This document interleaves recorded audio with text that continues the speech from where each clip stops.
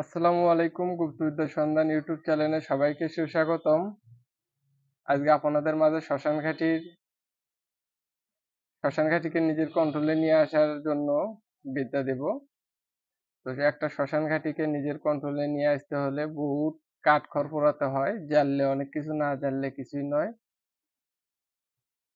তো হিন্দু ধর্মে এমনও কিছু দিক আছে যা নিকৃষ্ট, আবার ভালো আছে। তো আপনাদেরকে বলে দেই, একটু দুধ, যেমন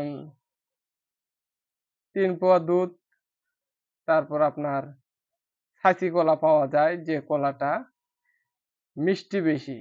ছাঁচি কলা, কলার সাইজ একটু ছোট হয়। এই কলা দিলেন আপনি 7টা, জবা ফুল 7টা, তারপর বাতাসা দিলেন 3 পোয়া খানিক, তারপর আগরবাতি দিলেন আপনারা 11টা, মোমবাতি দিয়ে আসবেন 3টা। তো দিয়ে আসার পর ওই শ্মশান ঘাটিতে উঠবেন। উঠার পরে প্রণাম জানাবেন যে শ্মশান ঘাটিতে যত দেবতা আছে সবাইকে আমার প্রণাম। বলার পর আপনি ওই জিনিসগুলো ওখানে রাখবেন। রাখার পর বলবেন যে আপনারা আমার এই জিনিসগুলো গ্রহণ করুন এবং আমার সকল আপদ বিপদে আপনারা আমাকে সহযোগিতা করবেন। আপনাদের সহযোগিতা আমার একান্ত কাম্য। তো আমরা তো আর সাধারণ কোনো কবিরাজ নই। আমাদের যে কোনো কাজ করতে হলে শ্মশান ঘাটিতে যেতে হয়। ওই জন্য শ্মশান ঘাটিকে আমাদের কন্ট্রোলে রাখতে হয়। কবরস্থানে যেতে হয়। কবরস্থানের যত রূহ আছে তাদেরকে কন্ট্রোলে রাখতে হয়। যত জিনপরি আছে তাদেরকে আমাদের কন্ট্রোলে রাখতে হয়। তো আমি যদি একটা মানুষকে যদি খাওয়াই, সে তো আমার কাজ অবশ্যই করবে। করবে না? অবশ্যই করবে।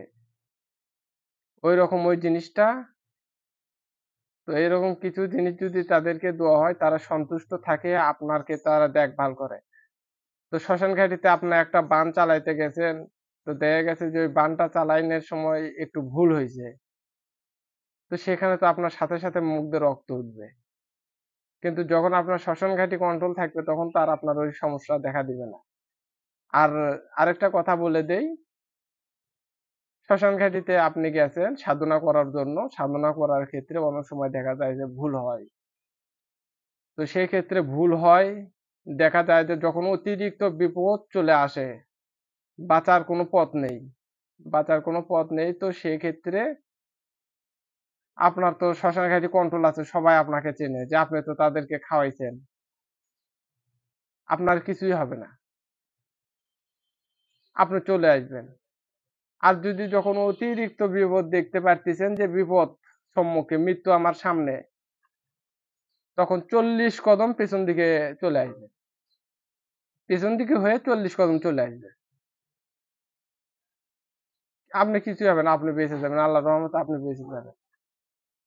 তো এগুলো আপনাদেরকে দিচ্ছি, এগুলো আপনারা হেয় মনে করবেন না, এগুলো আপনাদেরকে করতে হবে। যদি শ্মশান ঘাটিতে কাজ করতে চান, কবরস্থানে কাজ করতে চান, তো সবাই ভালো থাকুন, সুস্থ থাকুন। আসসালামু আলাইকুম।